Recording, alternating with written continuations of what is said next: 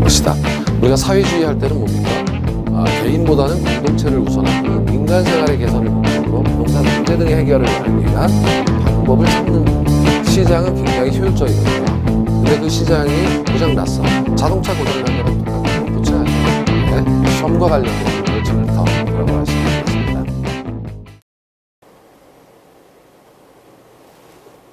안녕하십니까. 자, 이번 시간은 부동산 금융론이에요. 6편 부동산 금융론이고 장은 2개의 장인데 굉장히 간단한데요. 근데 이제 뭐 주택금융에서 계산 문제가 한 문제씩은 꼭 나오고 해서 그 투자예산은 법이 좀 바뀌고 해가지고 어쨌든 파트는 부동산 금융과 부동산 증권론으로 나누어서 여기서 한 3문제 안팎이 여기서 2문제 안팎이 출제돼서 5문제 안팎이 출제되는 그런 파트입니다. 자, 그래서 이번 시간에는 역시 1장과 2장 부동산 금융론 전체에 대해서 점프업 연습 문제를 가지고 점프업 연습 문제를 가지고 전체를 한번 살펴보는 시간을 갖도록 하겠습니다. 1장의 부동산 금융 중에 부동산 금융의 종류, 주택금융이 이제 이런 내용이죠. 그 중에 프로젝트 금융이에요. 프로젝트 금융이라는 것은 자, 이거죠. 기본적으로 프로젝트 금융은 사업주가, 시행사나 사업주가 담보 능력이 없어요. 그러면 어떻게 할 것인가? 은행에서 돈을 안 빌려주죠. 그래서 결국은 뭐냐면 사업의 프로젝트, 즉 사업성을 가지고 승부하겠다. 이겁니다. 그러니까 금융기관 등 채권자는 프로젝트 자체의 현금 흐름, 여기 사업성이 있으면 가령 아파트 개발 사업이다라고 했을 때 분양 대금이 들어오겠죠. 그렇죠? 그리고 이 땅을 사놓은 게 확보한 게 있겠죠. 그 자산. 그러니까 프로젝트 자체 내에서만 채권 상환을 청구할 수 있는 비소구 금융이다. 이렇게 이제 얘기할 수가 있다는 겁니다. 두 번째는 그렇지만 현실적으로는 제한적 소구를 한다 이렇게 얘기하거든요. 제한적 소구 금융이다. 이론적으로 비소구지만 좀 그 상환 청구를 할 수 있는 조건을 두겠다라는 건데, 그래서 연대 보증을 요구하거나 다른 사업장 수익을 담보로 하는 등 하고 있다. 제한적 소구는 가능하다. 라는 겁니다. 자, 사업주 신용 상태나 재무 상태표. 돈을 빌리면 이제 부채로 잡혀야 되는데 그 부채로 잡히지 않죠. 왜냐하면 사업주가 별도의 프로젝트 회사를 만들어서 완전히 분리 독립되잖아요.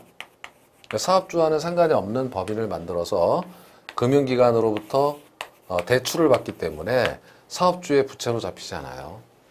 그래서 사업주의 파산이 역시 이 프로젝트 사업에 영향을 미치지 않습니다.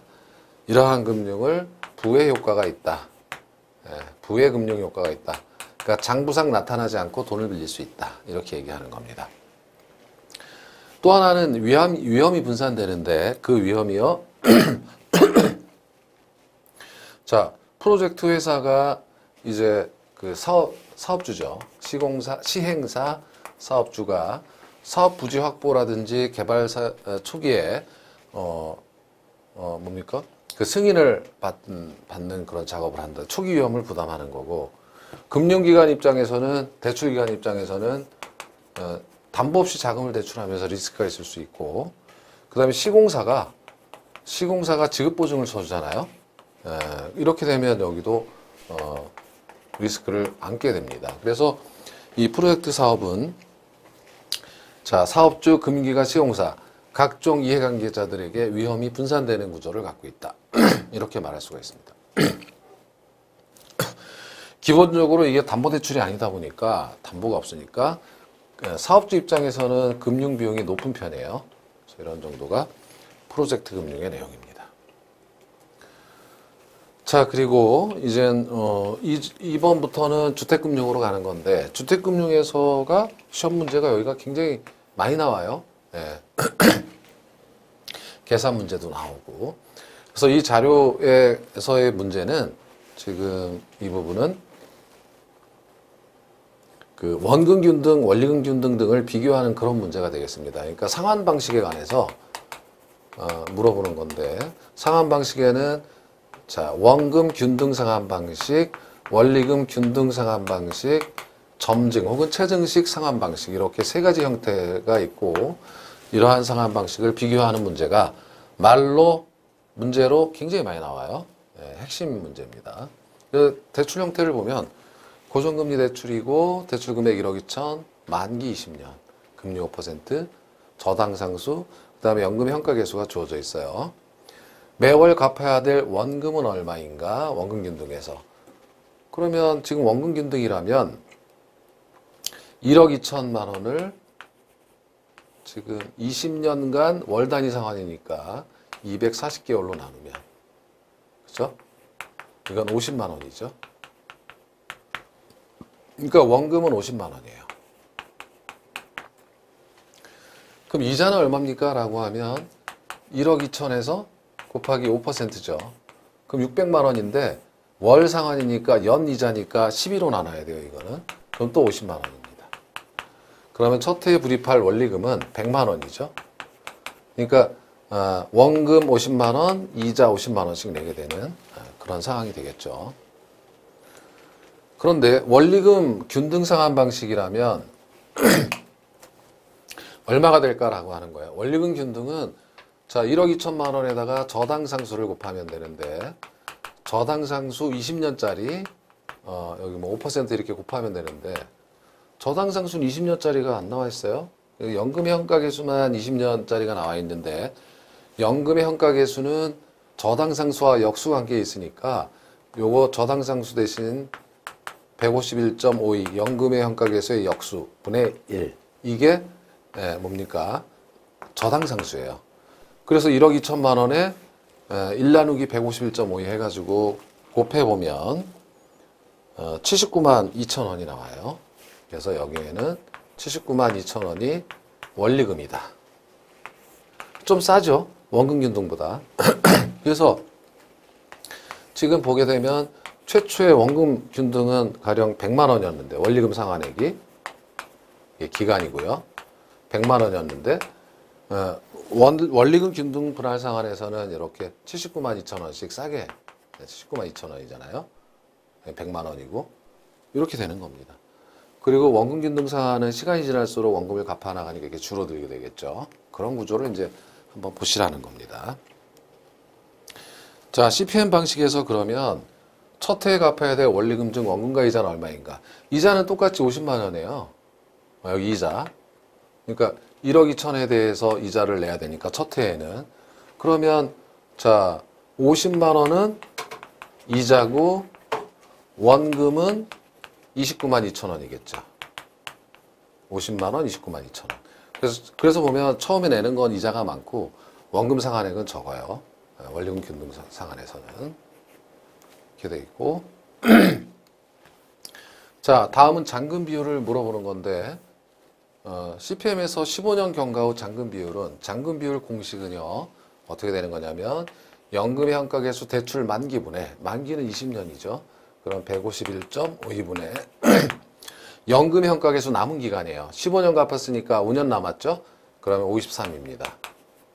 그럼 이걸 해보면 34.98 뭐 이렇게 나온다라는 거예요. 그래서 잔금 비율 공식은 연금의 현가계수를 통해서 알 수가 있다라는 그런 내용이고요.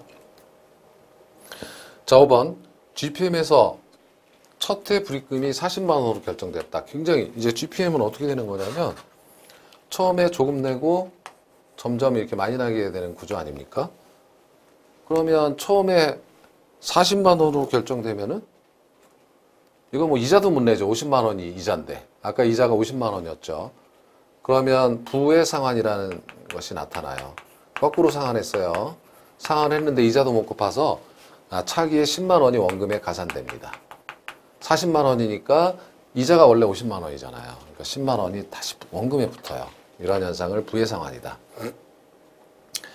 자, 그러면 상환 속도가 빠른 거는 보나마나 원금 균등, 그 다음에 원리금 균등, 점증 상환 이렇게 되는 거고 잔금은 반대입니다. 잔금이 많은 거는 점증 상환, 원리금 균등, 원금 균등 상환 이렇게 해가지고 여러분 이것을 비교하는 문제가 자주 나온다.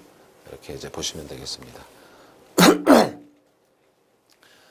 자, 3번 문제예요. 3번 문제. 이거는 다음 자료를 보고 아니라 다음 빈칸을 채우세요. 문제가 잘못됐네요. 그렇죠? 자, CPM 방식, 원리금 균등상환 방식에서 매기간 원리금을 원금 상환분과 이자 지급분으로 나누고 잔금을 나타낸 표를 상환조건표라고 하고요. 바로 다음 시간에, 다다음 시간인가요? 다음 시간이겠죠? 다음 시간. 그래서 이 상환조건표를 보시게 될 겁니다. 잔금 비율은 1 상환 비율이고요. 그래서 20% 갚았으면 잔금은 80% 남아있다. 너무나 당연한 거고요. 잔금 비율은 연금의 환경에서 대출 만기분에, 그러니까 N년분에 경과년수가 T년이라면 남은 기간은 만기에서 경과년수를 빼면 되니까 이렇게 잔금 비율 공식이 존재하는 거고요. 자, 만기 30년인 고정금리 대출에서 월 불이백이 7.5% 5년간 할증된 후, 이렇게 할증 점점 된 후 25년간 고정되는 이런 것을 우리는 점증상환 대출의 전형적인 상품 케이스를 보고 계신 거다. 이렇게 이제 말씀드릴 수가 있습니다. 점증 혹은 체증식 상환 방식이다. 자, 4번 문제는 변동금리 대출에 관한 문제입니다. 자, CD 유통 수익률이고 가상금리 1.5, CD 유통 수익률이 만약에 4.5다. 요즘 굉장히 많이 낮아졌지만 그랬을 때 첫 해 불입할 금액은 얼마인가? 그러면 이게 6%잖아요. 6%? 6% 금리는? 그러면 변동금리는 자, 지금 빌린 돈이 1억 원입니다. 1억 원에 6%를 곱해요. 그죠?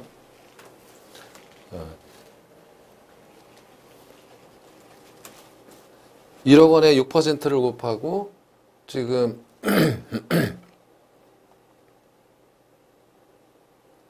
그럼 이게 600만 원이죠? 근데 변동금리에서 지금 이 내용에서는 3년 거치니까 첫 해는 이자만 내는 거죠. 그러니까 첫 해 불입할 금액은 이자만 내는 거예요. 이 이자는 연 이자니까 이걸 12로 나누면 50만 원입니다. 이렇게 되는 거예요. 자, 조정주기가 3개월에서 6개월로 연장된다면 조정주기란 자, 이 CD 금리는 날마다 변해요. 그런데 이 6%로 결정된 금리가 3개월 동안 간다는 거예요. 6%. 그 나중에 금리가 오르면 오른 대로 다시 적용되는 겁니다. 근데 이 3개월에서 6개월로 이렇게 바뀐다라고 하면 금리가 고정되어 있는 기간이 길죠. 그렇다면 은행 입장에서는 리스크가 더 커지는 거예요. 리스크가 크면 할증률을 붙여서 더 받습니다라는 거예요. 금리는 상승하게 되는 거고 상승하는 이유는 대출기관 입장에서 금리 변동 위험을 떠안기 때문에 그렇다 이렇게 이제 보시면 되겠습니다. 그래서 결론은 이건데 다른 조건이 같다면 고정금리 대출보다 변동금리 대출이 금리가 높아요. 반대로 보면은 변동금리 대출에서 금리가 고정금리보다 낮습니다. 변동금리가 낮은 거예요. 고정돼 있다는 것은 대출기관이 그만큼 위험을 감수하고 위험을 감수한다는 것은 뭡니까? 금리 위험을 감수한다는 것은 그만큼 리스크 프리미엄을 더 받아야 된다는 얘기이기 때문에 그렇다. 그래서 금리 위험이 차입자에게 전가시키는 변동금리는 좀 리스크 프리미엄을 낮게 가도 되니까 금리가 낮아도 된다 이런 뜻이 되겠습니다. 자, 다음은 2장입니다. 2장에서는 역시 가장 핵심적인 게 MBS 유동화 제도 중에 MBS죠. 부동산 유동화 제도 중에 주택 저당 채권 유동화 제도예요. 그러니까 기본적으로 보면 은행 등 보험회사 이 대출 기관은 주택 저당 채권이라는 모기지를 보유하게 되니까 자산 보유자입니다. 돈을 빌려주고 대출 채권을 갖고 있는 거예요. 이것을 1차 저당 시장이라고 하는데 그래서 대출 금융회사들이 구입자에게 주택을 담보로 구입자금 대출해주고 자, 모기지예요. 모기지. 주택 저당 채권이라고 합니다. 주택 저당 채권을 보유한다. 그러한 자산을 보유하고 있는 자다. 자, 그런데 2차 저당 시장에서는 보유한 주택 저당 채권을 갖고 있는 것이 아니라 말 그대로 유동화시켜요. 2차 시장이라는 건 유통시장이거든. 이 모기지를 여기다 팝니다. 유동화 기간에 매각하고 자, 이를 담보로 해서 주택저당증권이라는 MBS. 그죠? 그러니까 보면 원래 발행되는 것은 주택저당채권이고 최초로 1차 저당시장에서 그래서 유동화기관 혹은 발행기관 한국주택금융공사가 이렇게 가공해서 만드는 상품은 MBS라는 거죠. 그래서 투자자의 자금이 들어오게 되는 이 시장이 2차 저당시장이에요. 이것이 MBS의 원리입니다. 그리고 유동화기관은 주택금융공사는 자, 이 투자자를 보호하기 위해서 이걸 별도의 신탁계정에 위탁 보관합니다. 신탁계정에 그래서 별도로 관리해야만 그 부실채권과 섞이지 않겠죠. 뭐 이런 내용들이 1번에서 있는 내용이고요. 자, 그럼 MBS 종류 이게 뭐 시험에서 자주 나오는데 쉽지 않은데 이해하기 어려워요. 어렵지만 시험은 또 단순해요. 그래서 MBB라는 건 그때 채권이에요. 채권이라는 것은 발행자, 이 발행기관 가령 주택금융공사다 생각하시면 담보를 잡고 주택저당채권이라는 자산이 있으니까 이걸 담보로 잡아서 소유권을 그냥 갖고 있으면서 채권 발행해서 돈 빌리는 거예요. 담보 잡고 돈 빌린다 이렇게 생각하시면 돼요. 그게 MBB다. 그러니까 원리금 수취권 여기서 차입자가 내게 되는 이자는 원리금은 당연히 발행기관에 있다 이겁니다. 조기상환위험도 발행기관에 있고 콜방화가 가능하다는 것은 투자자 입장에서 여기서 조기상환 들어와도 약정한 이자는 주겠죠. 투자자에게. 근데 MPTS는 이게 패스루라 이거를 넘겨버려요. 소유권을 저당권을 투자자한테 넘겨버리는 겁니다. 투자자한테 다가 있고 조기상환위험도 당연히 투자자한테 있어서 이것은 투자자에게 조기상환에 대한 그 위험을 발행기관이 부담할 이유가 없죠. 그러니까 여기서 원리금이 안 들어오면 그냥 상품 끝내버리면 돼요. 이게 다 투자자한테 있기 때문에. 그런데 이것만 가지고는 상품이 뭔가 좀 부족하니까 두 가지를 혼합했어요. 그것이 MPTB입니다. TB 섞였어요. 그러니까 두 가지 속성이 섞였는데 이게 근본적으로는 펀드, 채권이기 때문에 소유권은 발행기관이 갖고 있고 다만 원리금 수취권과 조기상환위험을 여기 MPTS처럼 여기다 투자자한테 준 겁니다. 그렇죠? 네, 이런 거고요. CMO는 같아요. MPTB의 일종이기 때문에 같은데 다만 이게 같아요. 발행기관. 다만 CMO는 MPTB라는 이런 기본 틀에서 만기 구조를 좀 다양화시켜가지고 투자자가 선택할 수 있는 여기 투자자가 선택할 수 있는 폭을 넓혀줬다 이 뜻입니다. 그래서 시험 문제를 보면 이 표가 대부분이에요. 그래서 여러분 M발발에서 MBB는 다 발행기관이다. MPTS는 M22에 다 투자자다 이렇게 생각하시면 되고 MPTB에는 투자자 발행기관이 섞여 있는데 끝에가 본드 채권이면 발행기관이 소유권을 갖고 있는 거고 원리금 수취권과 조기상환을 주었다라는 거는 CMO와 같다 이겁니다. 자, 그 다음에 이제 2절로 가면 부동산 투자회사인데 이게 부동산 투자회사는 여기 투자회사가 인베스먼트 트러스트 복수죠. 그리고 부동산이 리얼 에스테이트니까 리츠 이렇게 얘기하는 거라고 했고요.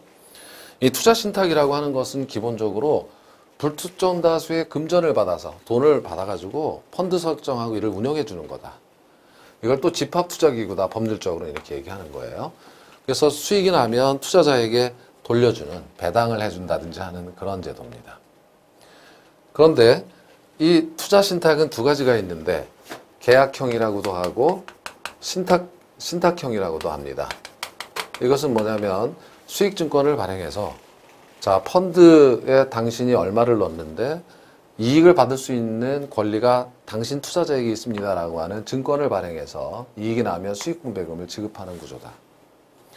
그런데 우리가 주목할 거는 부동산 투자회사라는 말을 썼죠. 그럼 이게 회사형이라는 뜻이에요. 회사형은 수익증권을 발행하는 것이 아니라 주식을 발행하고 투자자가 주주가 되는 겁니다. 그래서 운용자산을 위탁하는 그런 경우예요. 이러한 경우를 뮤추얼펀드라고 해요. 네, 뮤추얼펀드라고 한다. 그래서 투자자는 이것을 회수하는 방법은 회사니까 주식시장에 상장을 시킬 수 있고 상장된 유통시장에서 자기의 지분을 팔아서 회수할 수가 있다. 이런 뜻입니다. 이런 내용을 보시게 되는 거고 그래서 부동산 투자회사는 회사형 투자 신탁. 이걸 다시 말하면 투자회사다. 이렇게 이제 줄여서 얘기할 수 있는 겁니다. 자, 그 다음에 부동산 투자회사의 특징과 파급 효과 하게 되면 이것은 간접 투자죠. 그러니까 이건 맡기는 겁니다. 전문가에게. 그래서 우리가 내용에서 보겠지만 100분의 90, 즉 90% 이상을 이익 잉여금의 이익 배당 한도의 90% 이상을 금전으로 배당하게 돼 있어요. 그러니까 배당 수익이 안정적으로 들어오게 되고요. 투자자 입장에서는. 그리고 지금 만약에 은행에 저축을 한다 그러면 어떤 문제가 생기냐면 인플레이션이 발생할 때 화폐 가치가 하락하지만 이거는 물건이거든요. 부동산은 인플레이션이 발생해도 부동산 가치가 올라갑니다. 그래서 인플레이션 위험을 방어할 수 있고, 그리고 이제는 사람들이 직접 투자를 하게 되면 시세 차익을 위주로 막 투자를 했었는데 그게 아니라 선진국형으로 운영 수익 중심으로 투자할 수 있다. 그런 환경을 조성하겠다라는 거고. 그리고 이게 주식을 발행하는 거기 때문에 가령 1000억이라는 빌딩을 사기 위해서 그죠? 리츠를 만드는 거죠. 투자 회사를 만들고 이제 주식을 발행해서 투자자를 끌어모을 때 예를 들면은 5,000원짜리 100주가 기본단위다 하면 50만 원 가지고도 여기 지분 참여를 할 수가 있어요. 빌딩 1000억짜리 빌딩 살 수 있어요. 물론 지분이 굉장히 적긴 하겠지만 소액 투자가 당연히 가능합니다. 이렇게 하다 보면 부동산업이 전문화되고 투명화돼서 선진화될 수 있다. 그리고 현금 흐름에 의한 즉 뭐 임대료 수익이라든지 이거 보통 5년 보유, 7년 보유하니까 장기 투자 패턴이 정착될 수 있고, 이것은 한마디로 부동산 간접 투자다. 간접 투자를 활성화하겠다. 그래서 이제 정부가 많은 노력을 하고 있다 이런 겁니다. 자, 5번에 부동산 투자회사 주요 내용을 보면 이게 말이죠. 너무 자주 바뀌어서 저도 미칠 것 같아요. 매년 바뀌어요. 1년에도 막 2번도 바뀌고 그래요. 그래서 말씀드리는 거는 설립 자본금이 자기관리 부동산 투자회사가 10억이었는데 5억 원으로 바뀌었어요. 그리고 위탁관리와 CR리츠 기업조정, 구조조정 부동산 투자에서는 3억 원으로 바뀌었어요. 7월 20일부터 시행입니다. 뒤에 다시 정리해 드릴게요. 그래서 498쪽에 있는 내용이 세 군데가 좀 바뀌어져야 돼요. 기본으로서는 다 설명을 드렸는데, 아이고, 이게 뭡니까? 그래서 부동산 투자회사법 내용 중에 바뀐 게 자회관리 5억 원, 위탁관리, 기업조정 3억 원으로 바뀌어서 7월 20일부터 이렇게 바뀌게 됐다라는 내용이죠. 자, 그리고 최저자본금은 같습니다. 최저자본금은 자회관리 부동산 투자회사는 70억 원 이상이고 위탁관리는 50억 원, CR리츠도 마찬가지고요. 주식의 분산은 발행주식 총수의 100분의 40까지만 아니죠. 지금 그쵸, 100분의 이거는 뭐냐면 주식의 분산이라는 것은 일반 청약을 하라는 거죠.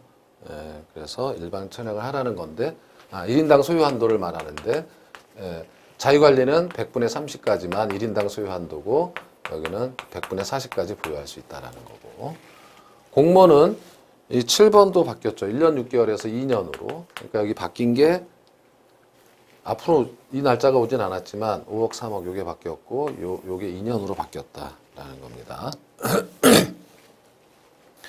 그래서 2년 이내에 100분의 30 이상을 일반 청약자에게 제공해야 한다라는 규정이 생긴 거고요.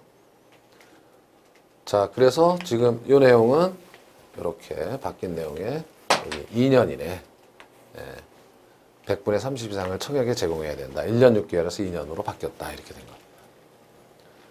자, 그리고 처분 제한은 주택은 3년, 주택이 아닌 부동산은 1년 이렇게 되는 거고, 부동산관리 유가증권 및 현금으로 100분의 80 이상을, 이 중에 부동산은 100분의 70 이상을 이렇게 되는 거고요. 요거는 빼셔야죠. 이거는 저기 우리 교재에는 없어요. 이거 제가 못 고쳤습니다. 이렇게 되어 있고. 자, 배당은 여기 100분의 90 이상을 주주에게 금전 배당한다. 차입 사채 발행은 2배를 초과할 수 없다. 자기 자본에. 그러나 10배까지 특별주총에 의해서 할 수 있다라는 거예요. 그래서 여기 개발 전문 부동산 투자예산하는 것도 여기 없어졌기 때문에 이거는 빼버렸고, 여러분 이제 교재 498쪽에는 뭐 다른 내용이 좀 들어가 있는 걸 참고해 보시면 되겠습니다. 그래서 지금까지 수정할 내용은 498쪽에 있는 내용 때문에 수정을 하셔야 되는데, 7월 20일 시행으로 인해서 그 내용이 1번에 10억 원, 5억 원으로, 5억 원은 3억 원으로, 1년 6개월을 2년으로 이렇게 바꿔주시는 내용이 되겠습니다. 자, 그래서 이번 시간에는 여기까지고요. 이제 다음 시간에는 이론 강의를 한번 해보도록 하겠습니다. 이론 강의는 1장 1절과 2절의 일부 이렇게 하도록 하겠습니다. 자, 여러분 고생 많으셨습니다.